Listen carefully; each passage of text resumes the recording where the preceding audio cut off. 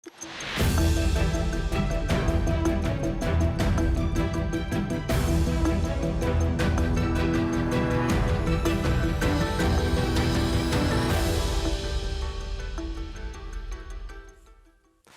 I'm Ina Shavinsky, welcoming you to another edition of World Today here on TVP World. Now, nowadays, doing business is supposed to be about more than just making money. By becoming involved in many social and even political initiatives, modern corporations are trying to season their business practices with a pinch of compassion and a dash of morality. But is this all designed to disguise the fundamental drive for profit, which still lies beneath it all? Are consumers feeling comfortable with this approach? And also, can the intentions of all those businesses be considered sincere if their approach to issues such as diversity or human rights varies greatly between geographical markets? Tonight we'll be examining the issue of corporate activism and its role in society with our guests, Lord Maurice Glasman, Life Peer, House of Lords, Labour Party, and David Engels, historian, Institute for Western Affairs. Hello and welcome to TVP World. Hello, good evening, and thanks a lot for your invitation. Now, before we begin, let's take a brief glance at a report that we've prepared, and later on we will start our discussion. Back in May, an annual meeting of Volkswagen shareholders in Berlin was disrupted by protesters. Among the subjects of their eerie was a car plant located some 3,500 miles away in the Chinese region of Xinjiang, where Beijing has carried out a campaign of mass detention, re-education and forced labor that the United States has described as genocide of the Uyghur ethnic minority. Investigative journalists have found traces of forced labor camps within 15 miles of Volkswagen's Xinjiang plant.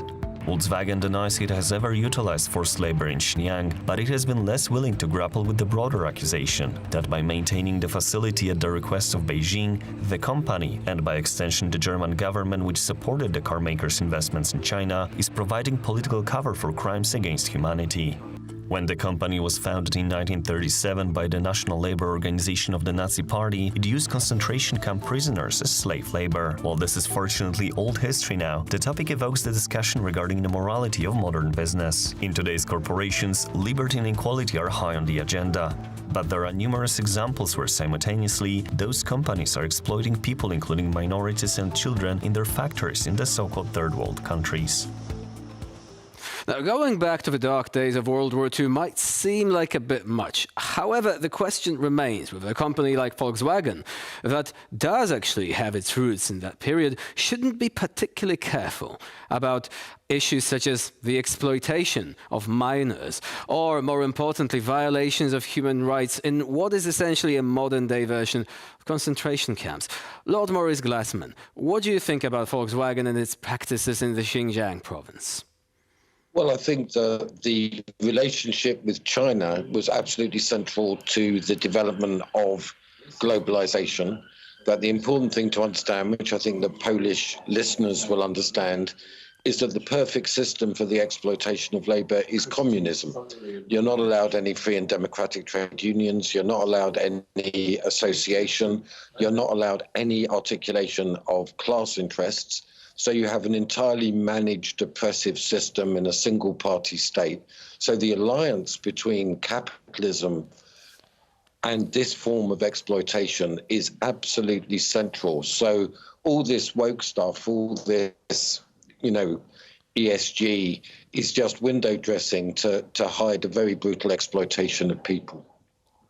David Engels, what is your take on this particular issue? Because we've seen companies other than Volkswagen also being involved with China, with the Chinese authorities. You surely remember the Disney debacle when they had to explain themselves after crediting Chinese authorities, which are said to be directly involved in what many countries considered to be the genocide of the Uyghurs. And they credited them, included them in the credits of the movie that they produced in the Xinjiang province. So doesn't this suggest that companies really like to push certain agendas? They like to be seen as being socially responsible only for as long as it is profitable for them. But if they're actually operating in a market when standing up for someone's rights would result in the loss of profit, they quickly say, it's not our business, really. We respect the local culture, and so we're not going to do anything about it. Yeah, well, when it comes to the case of China, of course, China is the paradise of capitalism. It is not a communist country. It is an absolutely oligarchical capitalist, state capitalist country. And so it's not astonishing, of course, that that kind of thing is happening over there. It is also not necessarily astonishing that we have German enterprises also involved there, like Volkswagen, for example, as Germany has clinging so long to this idea of Handel durch Wandel. So if you want to evolve communist or totalitarian countries, then instead of antagonizing them, like Reagan or Thatcher tried, you should rather try to develop their economy so that you build up a middle class that can by themselves topple the government. So in a very cynical way, one could say that this is in the continuity of that procedure. And of course, there is such a media blockage in China that in the political oppression that it is of course easy for Volkswagen or others just to look away as they are invited to look away. So unfortunately, it's not astonishing, but even more so we have to realize that in the end, be it China, be it Russia, be it unfortunately the West, there is these tendencies towards high capitalist oligarchies that is forming everywhere, and that explains, of course, why they can also work so well together. So if there are common interests, essentially big businesses and governments of even totalitarian states are likely to be able to work together, to find a sense of understanding, mutual understanding. Now, Lord Maurice Glasman, this brings us to another issue, which is Western companies being reluctant to pull out of Russia. Now, the violations of human rights in Ukraine, these are well documented, nobody doubts them, but still there are plenty of companies that simply refuse to essentially roll up their sleeves and say, look, we need to get out of this market because potentially the losses in terms of reputation, for example, are going to be too great. And instead, they choose to remain. How do you think we should react, not only as societies, but also as governments, to companies that choose to stay and do business in countries which violate human rights and international law? Well, just to pick up on one thing that David said, is that in relation to China, Thatcher and Reagan were absolutely central to, the transfer of capital to China because the wages were lower, the guarantees of production, there were no unions. So I would say that in relation to China, Britain and America are much more complicit, and it's not just Germany. However, in relation to Russia, it was definitely the case that there was far more extensive economic investment in Russia. German strategic political objectives were absolutely bound to the supply of cheap energy. Berlin and Moscow essentially had Central and Eastern Europe in their hands in that way. So the invasion of Ukraine was a fundamental disaster for German strategic and foreign policy. And we still see the confusions and we still see the inertia in relation to that. Now, David Engels, when talking about this situation, do you believe that we should take a more robust stance against companies that continue to do business in countries which act in a way that is unacceptable from the standpoint of the international community, international law, human rights, and so on? Because they are not doing that to promote any sort of higher objectives. I mean, some companies say, look, if we pull out of the Russian market, this is going to deprive the ordinary people, for example, of foodstuffs. But it is possible to argue that with many companies that decided to withdraw from the Russian market, Russian companies stepped in, often also took over the existing branches of those companies, the existing infrastructure, continued to operate. So this wasn't a great catastrophe for the ordinary people.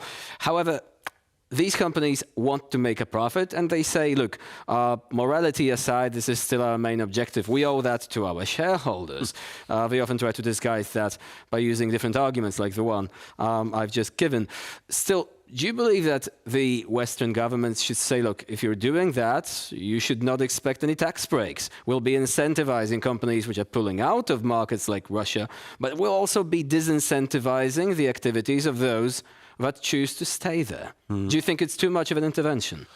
Well, this is a difficult moral question, and it is also because this we or this West finally doesn't exist. Who decides in the end which country is morally damnable? And of course, in the case of the Russian aggression against Ukraine, it is obvious. But if we have a look at our own situation here in Poland, that is considered by so many people in Western Europe, erroneously, obviously, as being in breach of the state of law and being one of the problem children of the European Union, I would fear that opening too much the gate towards linking companies' interaction with certain countries that are politically attacked by a majority of others could also have an impact, a perverse impact on our own situation. That would be obviously absolutely perverse, but that would be a risk, because I would see immediately politicians now in Berlin or in Brussels saying that the next step would be pulling companies out, for example, of Poland or of Hungary. So that would be a risk. That is why I do not yet see this morally impeachable we or Western world that could indeed take good decisions, not only on cases where it is obvious, like Russia, but also on our situation over But that's naturally an interesting point there, and one that many could say, yes, we were opening the floodgates. However, this still begs the question, because apart from countries which have a certain degree of, for example, disputes with certain organizations like the European Union, we also have egregious, blatant violations of human rights. Like Lord Maurice Glasman, do you think that we still should pursue a certain policy towards companies engaging with such countries, with such governments, in cases which are really indisputable for most of us, at least, like Russia attacking its neighbor Ukraine, committing war crimes there, or for example, we still have companies which are trying to be champions of diversity in the West, but on the other hand, whenever you have these companies operating in markets like Saudi Arabia, where members of the LGBT community are persecuted. It's not about them not having the same amount of rights as they do in the West. They are persecuted by the criminal justice system. But these companies, not only they really quickly, they remove all the, the pride symbols from the marketing for markets like that. But they also continue to profit from these markets. And again, they are saying, profit comes first. So we're not going to push this agenda here because this could harm us. Do you think this is still something of a problem, not only a moral one, but one of fundamental consistency in this regard? It's the huge problem in terms of globalization. What I'm suggesting to you is that capitalism is based on the maximization of profit at the greatest possible speed. That's been an undisputed pillar of globalization, and that is the fundamental mode of operation. So that is what led to the huge investment in China. It's also what led in Poland to the delegitimation of the trade union movement of Solidarność, which had a very strong role for trade unions in the self-organization of the business and the society, so that it became an entirely financial operation. So what I'm really strongly suggesting is that we're at a turning point here, where unless what I'm suggesting in Parliament here is that unless there is a right to democratically organize trade unions in factories, then it should be illegal to invest in those places. But now, you obviously make a very important point here, regarding labor rights and all that. But this doesn't directly answer my question concerning this sort of moral stance, i.e., let me ask this question in a different way, perhaps. Do you think that companies pursuing certain agendas and also having a certain policy, for example, regarding the promotion of diversity in the West, but avoiding those issues altogether in certain countries in Africa, where the persecution of members of minorities is indisputable? There is criminal legislation which includes corporal and even capital punishment for members of those communities. Isn't this a reflection of our culture in a certain way. And by that, I mean, we tend to be very vocal about things which are happening right next door, or within countries which form part of generally the Western culture. But if something is happening, say, in Asia or in the Middle East, many people tend to turn a blind eye towards it and saying, look, this does not concern us. And this moral relativism is being picked up by companies, and they could say, look, we're just thinking along the same lines as society does, because more people care for what is happening, say, in Ukraine. Of course, we should care about that. But fewer people care about what's happening in Syria, even though the perpetrator arguably is the same, Russia and Vladimir Putin to some extent.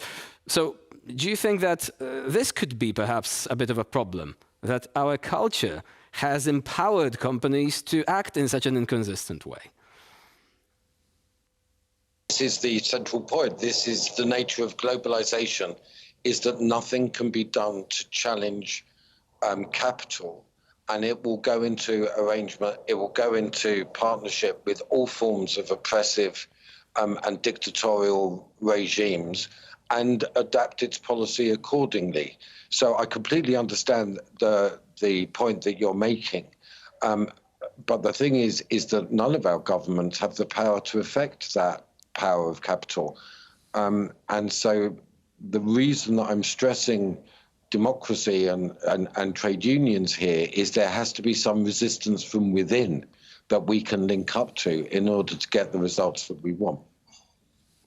Now, David Engels, in one of your articles, you're suggesting that this particular battle might have been already lost to some extent, that capital in the form of great multinational companies might have gained the upper hand over national governments to some extent, and that the agenda that they are following might have already won, unless, obviously, some radical steps are taken, perhaps, such as Lord Glasman has suggested, ones that involved the empowerment of ordinary people, of the workers, and members generally of the general public, instead of the narrow elites, which have, one could say, conspired to bring about this change.